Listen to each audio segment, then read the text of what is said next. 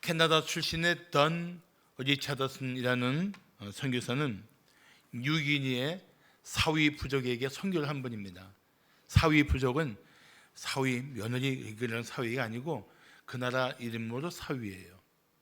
그리고 이 던 리차더슨 선교사의 부인은 간호사로 함께 섬겼습니다. 그런데 이 뉴기니의 오지에 있는 이 흩어진 부족들은 오랜 세월 동안 부족 간에 서로 싸우면서 워낙 그 싸움이 치열했기 때문에 할 수 있으면 서로 접촉을 하려고 하지 않았습니다. 그런데 사위 부족이 이 리차드슨 선교사 부부가 오신 후에 여러 가지 문화 혜택과 의료 혜택을 받게 되었습니다.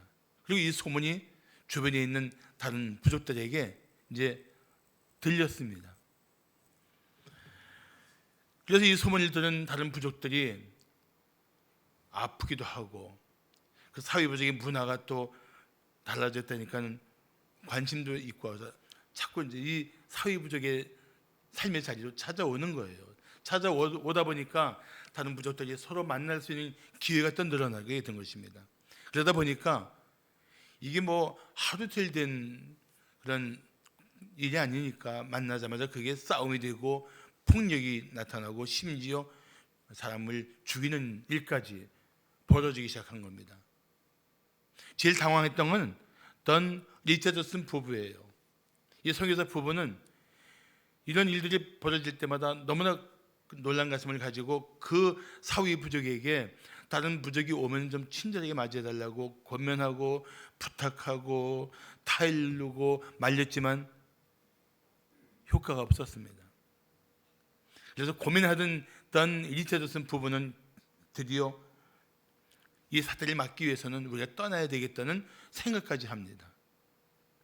떠나겠다고 말하는 순간 사위 부족 주장이 깜짝 놀랐습니다. 사실 사위 부족으로서는 선교사 부부가 떠나는 것은 너무나 큰 손실이기 때문에 그거를 말리지 않을 수가 없었습니다.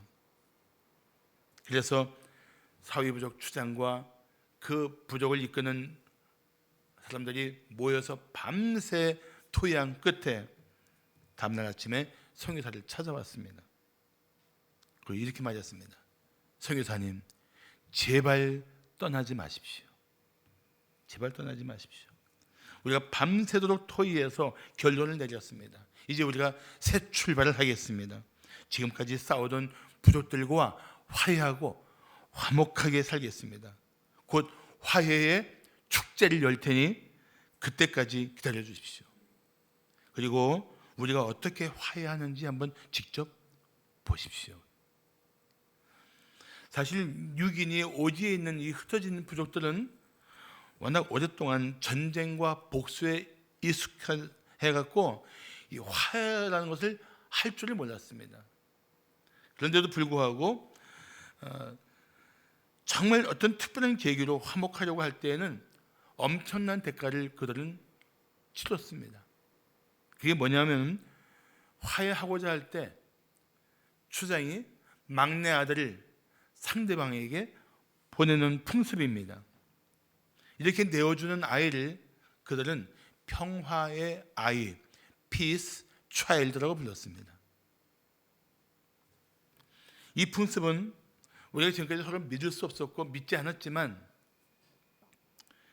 가장 사랑하는 막내 아들을 상대방에게 준다면 이제 서로 우리 믿어야 되지 않겠느냐, 믿으면서 살아야 되지 않겠느냐, 이런 메시지였던 것입니다.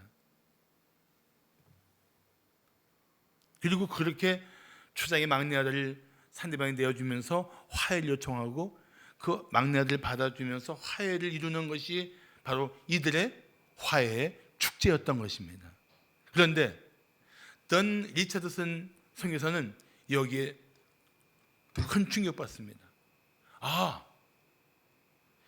하나님이 우리와 화해하기 위해서, 우리 같은 죄인과 화목하게 살기 위해서 보내주신 예수님이 바로 평화의 아이, 피스 차일드였구나. 그걸 깨달은 거예요. 전율을 느꼈다고 합니다. 그 순간에 화해 축제를 보면서 하나님이 우리에게 보내주신 예수님이 어떤 분인지를 다시 깨닫게 된 것입니다. 그렇습니다. 예수님은 하나님이 우리 같은 죄인과 화목하기 위해서 우리에게 내어주신 평화의 아이, 피스 차일드였던 것입니다. 할렐루야. 우리 뭘 사랑스럽다고, 하나님이 뭐가 아쉬워서 우리 같은 죄인과 화목한 관계를 이루기 위해서 당신의 독생자까지 내어 주셨느냐 하는 것입니다. 이건 정말 은혜가 아니고는 이해할 수 없는 일입니다. 하나님께서 우리에게 이 독생자를 내어 주시면서 사실은 말씀하고 있는 거예요. 내가 너희를 이만큼 사랑한다. 내가 이토록 너희를 사랑한다. 그래서 내가 너희와 화목한 관계를 회복하기 위해서 내 아들까지, 독생자까지 내어줄 만큼 나는 너희와 화목한 관계 속에서, 새로운 관계 속에서 만나고 싶다. 이 하나님의 심정이었던 거예요. 오늘 박필자 권사님께서 봉독해 주신 본문의 핵심 단어는 화목입니다. 화목. 영어로 reconciliation이라고 합니다. 화목. 근데 이 화목이라는 헬라어의 원래 뜻은, 화목이라는 이 단어의 원래 헬라어의 뜻은 철저히 바꾼다는 뜻이에요. 철저히 바꾼다. 그러니까 하나님과 화목하게 된다는 것은 하나님과 관계가 철저히 바뀐다는 뜻이에요. 원수 같은 사이가 사랑하는 사이로, 미워했던 사이가 사랑하는 사이로, 분리했던 사이가 연합한 관계로 철저히 바뀌는 것입니다.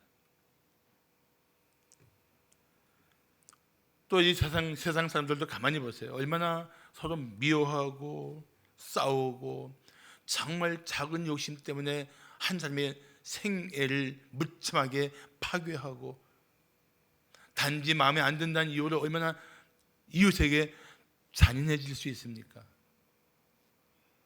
그런데 이런 사회 속에서, 이런 세상 속에서 그리스도인들은 화목하게 하는 역할을 해야 되는 거예요. 화목하게 하는 사람들.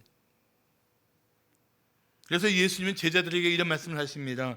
화평하게 하는 자는 복이 있나니 그들이 하나님의 아들이라 일컬음을 받을 것이며. 화평하게 한다는 것은 평화를 만든다는 뜻이에요.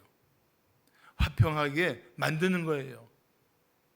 이 화평하게 만들므로써, 화평하게 만드는 사람들이 세상 속에서 저들을 보라, 하나님의 아들이로구나, 그렇게 세상이 주목하게 된다는 것입니다. 그래서 이 평화를 만드는 사람들, 영어로 peacemaker라고 하는 겁니다. peacemaker. 모든 그리스도인들은 이 땅에서 peacemaker로 존재해야 합니다. 할렐루야. 자, 그러면 우리가 성도로서 이웃을 화목하게 하려면 어떻게 해야 할까요?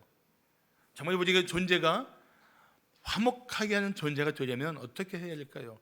우선 중요한 것이, 첫째, 우리가 그리스도 안에서 하나님과 화목해야 합니다. 하나님과 나의 관계가 화목하게 될 때 우리가 이웃을 하나님과 화목하게 하고 이웃과 이웃을 화목하게 할 수 있는 삶을 살게 된다는 것입니다. 자, 18절을 보십시오. 모든 것이 하나님께로서 났으며 그가, 하나님께서 그리스도를 말미암아 우리를 자기와 화목하게 하시고 또 우리에게 화목하게 하는 직분을 주셨다고 말씀하고 있습니다. 이 화목하게 하기 위한 모든 아이디어와 실행과 화목하게 할 수 있는 이 모든 넉넉한 은혜가 전적으로 하나님께로부터 온 거예요. 하나님의 아이디어고 하나님의 결단이고 하나님의 역사란 말이죠. 그래서 어떤 일이 벌어집니까? 그리스도를 말미암아, 오직 한 분 예수로 말미암아 우리를 하나님은 화목하게 하셨어요. 예수를 통해서 우리를 화목하게 하시는 하나님, 그뿐 아니라 이제 하나님과 화목하게 된 우리가 어떤 직분을 받았다고요? 화목하게 하는 직분을 받은 거예요. 그러니까 여기 우선순위가 뭡니까? 내가 먼저 그리스도로 말미암아 하나님과 화목해져야 돼요. 그런 후에 우리는 화목하게 하는 직분을 받은 사람답게 살아야 되는 것입니다. 이게 18절 말씀이에요.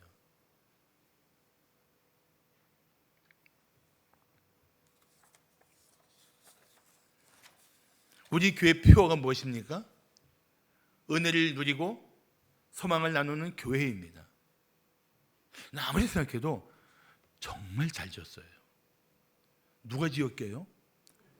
정말 잘 지었어요. 근데 이렇게 붙인 이유는 기흥의 영어 이니셜이 GH입니다. 그래서 G를 가지고 Grace, H를 가지고 호프 만든 거예요. 우리가 예수 안에서 먼저 은혜를 누리자. 그리고 우리가 예수 안에 있는 소망을 이웃과 함께 나누자. 그게 우리 교회 표어가 된 겁니다. 은혜를 누리고 소망을 나누자. 세 음절씩 이렇게 배열한 거예요.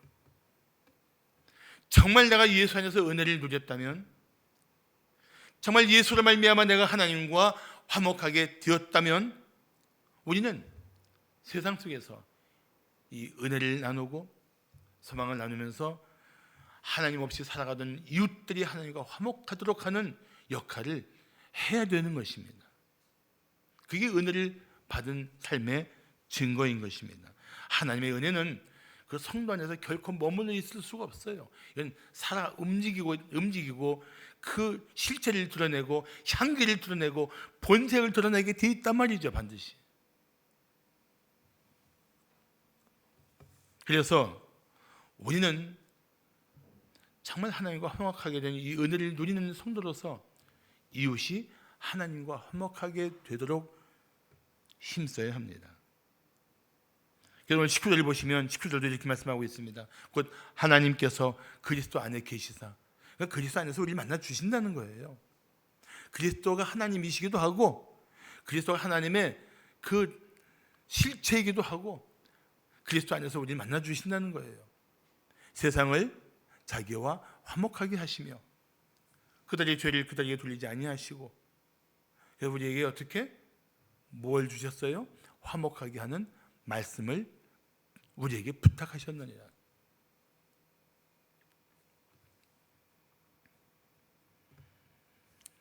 우리는 이웃에게 하나님과 화목하게 하는 말씀을 받은 사람들입니다. 전해야 돼요. 우리가 새해가 되어서 이웃에게 복 많이 받으십시오라고 인사하지만 정말 이웃을 복되게 하는 것은 하나님을 만나게 하는 것입니다. 그것이 우리가 이웃에게 줄 수 있는 최고의 사랑이고 최고의 축복입니다. 놀랍게도 죄에 빠진 우리에게 하나님이 먼저 화해의 손을 내미셨습니다. 참 우리는 본성대로 말하자면 한번 삐진 사람은 절대 안 본다는 게 자랑인 사람들이에요. 내가 두 눈에 흙이 들어도 저 사람하고는 화해하지 않겠다는 게 마치 자기 힘인 것처럼 말하는 사람들입니다. 그게 본성은 그래요. 본성은. 우리는 본성대로 살 수 없는 사람들이잖아요. 왜 그렇습니까? 예수 믿은 후에 내 안에 성령 하나님이 계시니까 내 마음과 생각이 하나님을 기쁘시게 하는 삶으로 살아갈 수밖에 없는 존재잖아요. 그렇죠?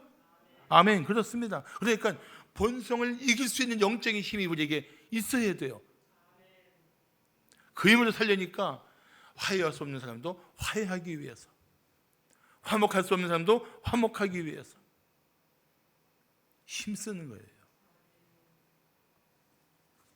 그런데 하나님이 그런 우리에게 화해하기 위해서, 화목하게 하기 위해서 먼저 손을 뻗었어요. 그게 뭡니까? 예수님을 이 세상에 보내주신 것입니다. 그래서 그 아버지의 뜻을 따라서 예수님께서 십자가에서 우리를 위한 대속의 피를 흘리고 생명까지 내어주셨습니다. 뭘 위해서요? 죽음마땅한 나 같은 죄인을 구원해서 하나님과 화목한 관계를 만들기 위해서 그 엄청난 대가를 치른 거예요.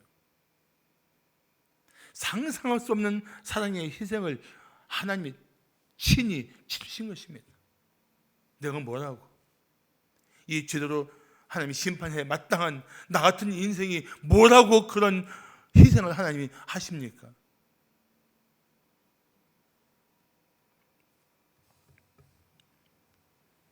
데이빗 라울이라는 신학자는 이런 말을 했습니다. 화목하게 되는 것은 인간이 하나님께 대해 가진 온갖 반항적이고 죄로 가득한 생각을 제거한다는 것이다.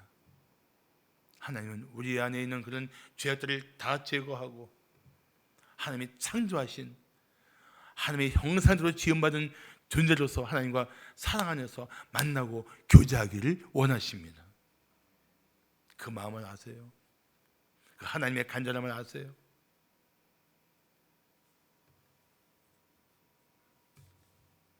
그래서 로마서 5장 10절을 말씀하기를 곧 우리가 원수 되었을 때에 그의 아들의 죽으심으로 말미암아 하나님과 화목하게 되었은즉 화목하게 된 자로서는 더욱 그의 살아나심으로 말미암아 구원을 받을 것이니라.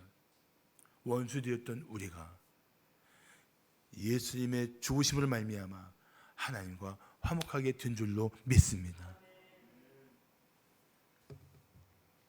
예수님의 죽으심은 바로 하나님과 우리를 화목하게 하기 위한 사랑의 희생입니다.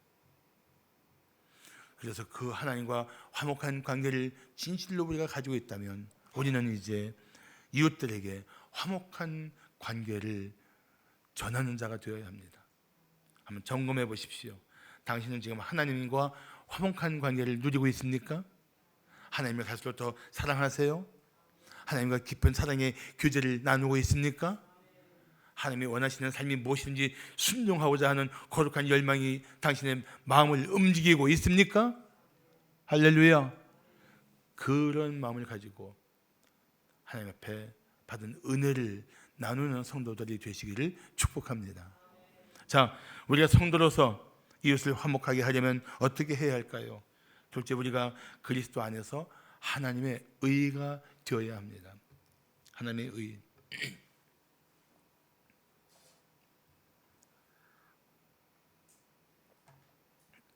성도가 성도답게 살지 못하면서 예수를 전하면 이웃은 이렇게 말하고 싶을 겁니다. 너나 잘하세요. 실제로 그런 영화 대사가 있어요. 교도소 수감 마치고 나오는 그 여자에게 전도사가 조언을 하니까는 대놓고 말합니다. 너나 잘하세요. 그게 한때 유행어가 됐어요. 너나 잘하세요. 교회 다니는 성도가 성도답게 살지 못하면서 자녀에게 신앙생활을 바로 하라고 말하면 설득력이 있겠습니까? 제가 일부 때도 자백했지만 사실 저는 우리 아들이나 딸에게 정말 믿음의 좋은 모델이 될 만한 아버지는 아니었다고 생각합니다. 그런데도 불구하고 오늘날 우리 아들과 딸이 믿음의 가정을 이루고 살아가는 것은 하나님의 은혜라고밖에는 설명이 안 되는 거예요. 그런데 우리 성도들에게 제 그런 삶을 통해서 나누고 싶은 것이 있습니다. 비록 우리가 온전치 못해도, 비록 우리가 제도를 하지 못해도, 그래도 하나님의 사람들께 살려고 몸부림치며 애쓰는 그것을 자녀들은 보고 있습니다.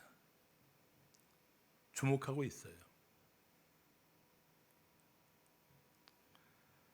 물론 연약한 자신의 그 믿음을 가지고 성도답게 사는 일이 그렇게 생각처럼 쉽지는 않을 겁니다. 몹시 어려울 수 있어요. 수시로 넘어지고 헤맬 수 있습니다.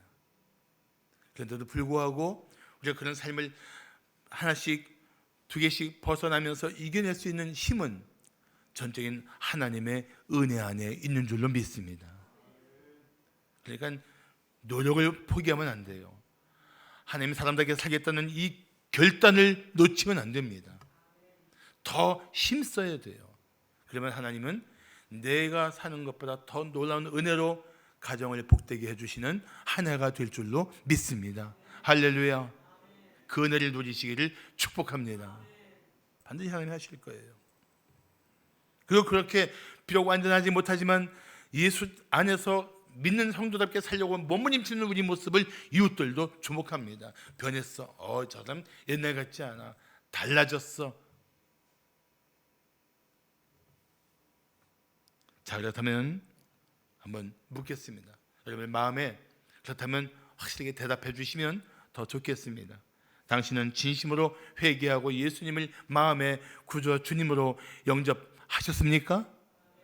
할렐루야. 그렇다면 당신은 구원받은 성도입니다. 이미 하나님과 화목하게 된 분입니다. 그런데 하나님과 화목하게 되면 삶의 변화가 나타나지 않을 수가 없어요. 하나님이 미워하는 죄를 미워하고 하나님이 기뻐하는 삶을 자신도 기뻐하며 소원하게 됩니다. 자, 오늘 21절을 보시면 하나님이 죄를 알지도 못하신 이 누굽니까? 예수 그리스도예요. 죄를 알지도 못하신 이, 다시 말하면 죄가 전혀 없으신 분, 날 때부터 죄가 없으신 분 예수 그리스도를 누굴 대신해서 우리를 대신하여 죄로 삼으신 것은 우리로 하여금 그 안에서 하나님의 의가 되게 하려 하심이라고 말씀합니다. 이게 굉장히 놀라운 메시지입니다. 다시 말하면 여기서 무슨 뜻이냐면 죄가 없으신 예수님에게 우리 죄를 다 넘겨주시고 그 예수 안에 있는 하나님의 의를 우리에게 넘겨주셨다는 거예요. 이해가 되십니까? 우리의 모든 죄를 예수님께 다 넘겨주시고 예수님 안에 있는 하나님의 의를 우리에게 넘겨주셨어요. 이거를 신학적인 용어로 죄의 전가라고 말합니다. 죄의 전가.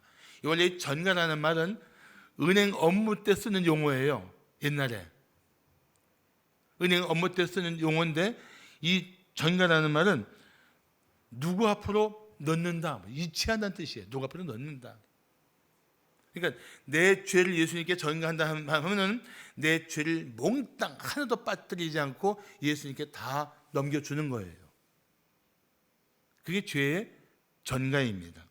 예를 들어서 어떤 사람이 도저히 자기 힘으로는 갚을 수 없는 어마어마한 빚을 지고 채무의 노예가 돼서 채권자에게 시달리고 살고 있었다고 생각합시다. 그런데 그 사람을 누구보다 사랑하는 아버지가 그 빚을 한 번에 다 갚아줬어요. 그래서 돈을 빌려준 채권자들이 돈을 다 챙겨가고 이제 그 아들은 빚으로부터 완전히 해방이 되었습니다.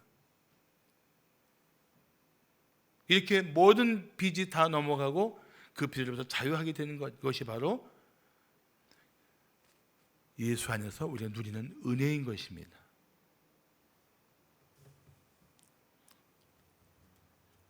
우리 죄는 예수님이 다 십자가에서 짊어지시고 다 해결하셨어요.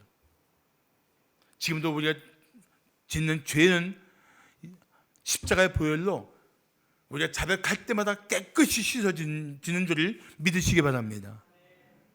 깨끗이 씻어주세요. 그래서 우리를 하나님께서는 예수 그리스도를 통해서 우리를 보시면서 우리를 이렇게 말씀하십니다. 너는 내게 의로운 자야. 예수 그리스도 안에서 우리를 의롭게 보시는 거예요. 그렇기 때문에 사탄이 우리의 죄를 가지고 우리를 조종하려 하고 우리가 가지는 이 죄책감을 자꾸 부추겨서 우리가 하나님 앞에 의로워진 존재를 살 수 있지 못하게 막는 이 사탄의 간교함을 우리는 뿌리쳐야 됩니다. 담대하게 외치세요. 내 죄는 십자가에서 모두 다 용서받았다. 사탄아 물러가라. 당당하게 외치세요. 그러면 정말 내 마음을 죄책감으로 무겁게 하고 죄에 대해서 내가 참 비참하다는 것에 대한 마음으로 무너져 내려갈 때 사탄의 미혹은 사라지고 다시 마음에 주의 평안이 올 줄로 믿습니다. 분명히 하나님께서 이 평강을 주세요. 우리는 하나님이 의롭다고 인정한 성도입니다. 로마서 5장 1절에 말씀하기를 그러므로 우리가 믿음으로 의롭다 하심을 어떻게 됐다고요? 받았다. 이미 받았다. 완전히 받았다. 그러니까 하나님 앞에 의롭다 함을 받은 우리는 이제 어떻게 살아야 됩니까? 우리 주 예수 그리스도를 말미암아 하나님과 화평을 누리자. Peace with God, 하나님과 화평을 누리자. 얼마나 놀라운 메시지입니까?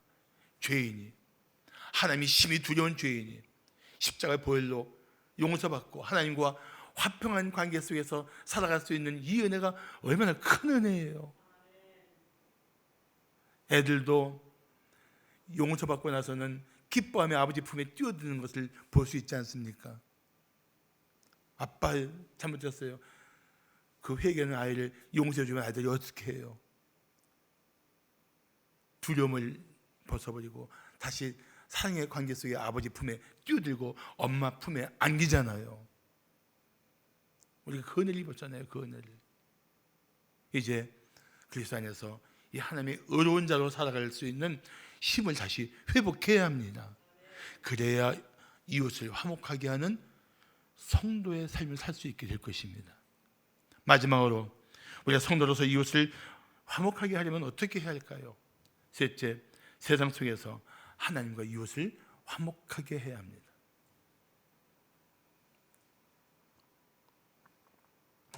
미국에서 대통령 선거 때 어느 교회에서 있었던 실화입니다. 어느 교회 직분자가 특정 후보를 지지하는 띠를 어깨에 두르고 교회에 들어왔습니다. 그래서 목사가 놀라서 어깨띠를 풀라고 말했습니다. 그래서 반항한 거예요. 아니, 이걸 풀라고요? 이 사람은 정말 좋은 후보입니다. 그래서 목사가 이렇게 말했습니다. 하지만 만약에 다른 후보를 지지하는 불신자가 그 띠를 보았을 경우를 한번 생각해 보세요. 그 사람은 화가 나서 교회를 더 멀리하고 구원받을 수 있는 기회를 잃을 수도 있습니다. 들으면서 사람이 그렇잖아요. 들으면서 이해는 되지만 마음이 움직이지 않는 경우가 있잖아요. 근데도 목사가 고민하니까 그냥 뿌듯해서 그 띠를 풀었는데 푸는 순간에 성령이 그 마음에 감동을 주신 거예요. 여러분, 순종할 때 성령이 크게 일하실 줄로 믿습니다. 어떤 감동을 주었느냐? 웃으면서 이렇게 말했습니다. 목사님, 제가 잘못 생각했습니다. 사람들은 예수님이 필요한 죄인이지 공화당원이나 민주당원이 아니라는 것을 미처 생각하지 못했습니다. 이번 선거에서 누가 승리하는 것보다 더 중요한 것이 우리가 이 땅 가운데 하나님의 뜻을 이루는 것입니다. 이 고백하는 거예요. 정치적인 견해는 성도마다 다를 수 있습니다. 근데 우리나라가 해방된 이후에, 우리 조국이 일본에 앞서서 자유를 얻은 이후에 한때 우리나라는 강렬한 분열로 심각하게 민족이 나눠졌던 적이 있습니다. 신탁 통치를 찬성하자는 파와 신탁 통치를 반대하는 파가 나눠지기도 하고, 또 배후에 공산주의 사상에 물든 사람들이 또 국민을 또 분열시키기도 하고 심각한 때가 있었어요.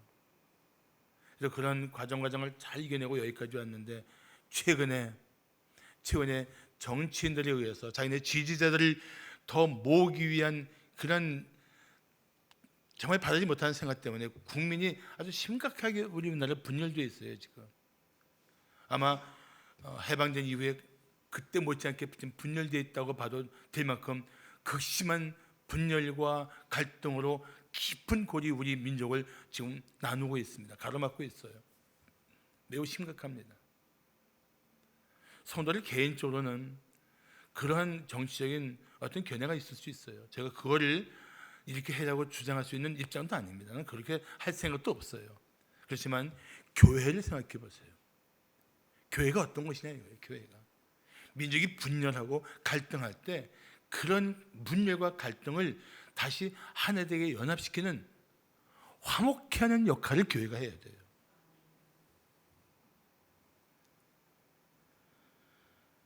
서로 적대시하고 지나친 믿음으로 맞서 싸우는 이 사람들을 화해시키는 역할을 해야 돼요. 그게 교회입니다. 교회. 그래서 우리가 내가 가지고 있는 정치인 성향보다는 하나님이 우리 민족, 우리나라를 위해서 무엇을 원하시는가를 우리가 함께 묻고 받고 그 일들을 우리가 앞장서서 해야 돼요. 우리는 이 땅에 피스 메이커가 되어야 됩니다. 우리 안에서도 정치적인 견해 때문에 성도끼리 싸우면 안 돼요. 절대 안 돼요. 성도님은 그분을 지지하는군요. 저는 이분을 지지합니다. 우리 누가 되든 하나님이 우리 나라 우리 민족을 위해서 일하시도록 기도합시다. 차라리 이렇게 말씀하세요.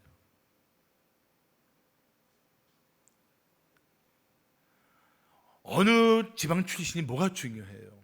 우리 이미 하나님 나라의 백성인데, 우리 시민권은 하늘에 있는데, 우리 얼마나 이 세상 사람들과 비교할 수 없는 통 큰 사람들인 줄 아세요? 열방을 품을 수 있는 사람들이고, 열방을 치유할 수 있는 사람들이고, 열방을 위해 눈물을 기도할 수 있는 사람들이 그리스도인들이잖아요. 세상 사람과 똑같이 패를 지어 몰려다니면 안 된다는 거예요. 그리스도인들은 오히려 화목케 하고 화평케 하고 화해하게 하는 그런 역할을 우리는 해야 됩니다. 우리말에 싸움은 말리고 흥정은 붙이란 말이 있는데, 우리 거꾸로 살아요. 싸움은 붙이고 흥정은 말립니다. 왜요? 심보가 안 좋은 거예요. 참 싸움 구경 재밌지 않습니까? 어떤 사람이 UFC 보면서 저 때리는 게 멋있다 그래요. 내가 그랬어요. 만약에 지금 맞는 자리면 어떻게 할려 그랬어요. 우리는 예수를 믿는 사람들입니다. 예수님을 믿는 자녀들도 학교에서 싸움을 부추기면 안 됩니다. 예수님 믿는 학생이 많은 학교는 정말 왕따도 점점 사라지고 학교 폭력도 점점 줄어야 됩니다. 싸움을 말리고 약한 친구를 보호하고 어려운 친구에게는 사랑을 베풀어야 합니다. 무시당하는 아이들, 연약한 아이들이 보호를 받아야 합니다. 예수 믿는 사람 때문에, 예수 믿는 학생들 때문에 그런 변화가 일어나야 돼요. 하나님은 이 세상을 향한 화해의 메시지를 이미 우리에게 맡기셨습니다. 자, 18절을 보시면 우리에게 화목하게 하는 직분을 주셨다. 19절을 보시면 화목하게 하는 말씀을 우리에게 부탁하셨다. 그 다음 20절을 보시면 그러므로 우리가 그리스도를 대신하여 사신이 되었다. 이 사신이 되어라는 얘기는 이렇게 설명해 주셨습니다. 사신답게 삶으로서 이 삼중으로 강조하는 거예요. 우리 그리스도 안에서 화목하게 하는 직분이 있다. 화목하게 하는 말씀을 부탁받았다. 우리는 이제 그리스도의 사신답게 살아야 된다. 강조하고 있는 거예요. 이 짧은 네 절에서 계속 강조하고 있는 거예요. 사랑하는 성도 여러분, 우리는 예수 없는 이웃이 하나님과 화목하도록 힘써야 합니다. 화목의 말씀, 복음을 전해야 합니다. 그리고 또한 이웃과 이웃을 화목하게 하는 삶을 살아야 됩니다. 분열이 있는 곳에 우리가 가면 회복이 있고, 갈등이 있는 곳에 우리가 가면 변화가 있고, 그게 그리스도의 삶이 되어야 돼요. 그리고 우리 안에서도 데살로니가전서 5장 13절에 이렇게 말씀합니다. 너희끼리 화목하라. 너희끼리 화목하라. 그래서 정말 우리는 이 땅의 사람들을 하나님과 화목하게 하고 서로 화목하게 하고 우리 안에 또 화목한 삶을 누리도록 힘써야 할 것입니다. 넬슨 만델라는 남아프리카 공화국에서 1918년에 태어났습니다. 백인의 극심한 인종차별 정책에 반대해서 비폭력 저항 운동을 하다가 붙잡혀갖고 그의 나이 46세 때 국가반역죄로 종신형을 받습니다. 그리고 46세에 구속된 그가 27년이 지나서 그의 나이 73세 때 곧 1990년에 석방을 받습니다. 석방된 그는 겨우 4년 만인 1994년 우리 나이로 77살 때 남아프리카 공화국의 첫 번째 흑인 대통령이 됩니다. 자, 흑인이 대통령 된 순간 백인들은 즐거워졌습니다. 큰일 났다, 우리 보복당할 것이다, 도망가자 하고 짐을 싸고 도망가려고 했습니다. 그렇지만 만델라는 진실과 화해위원회를 구성하여 과거 인권 침해의 진실을 낱낱이 밝혀내되 그 죄를 진실로 자백하고 회개하면 그런 사람은 다 사면해 줬습니다. 만델라는 보복하기보다는 국민을 화해시키는 것이 그의 사명이라고 생각했던 것입니다. 그래서 본인도 직접 그에게 가장 악랄하게 대했던 전 대통령 피터 보타에게 조건 없이 면죄의 손길을 뻗었습니다. 만델라는 그리고 이런 말을 했습니다.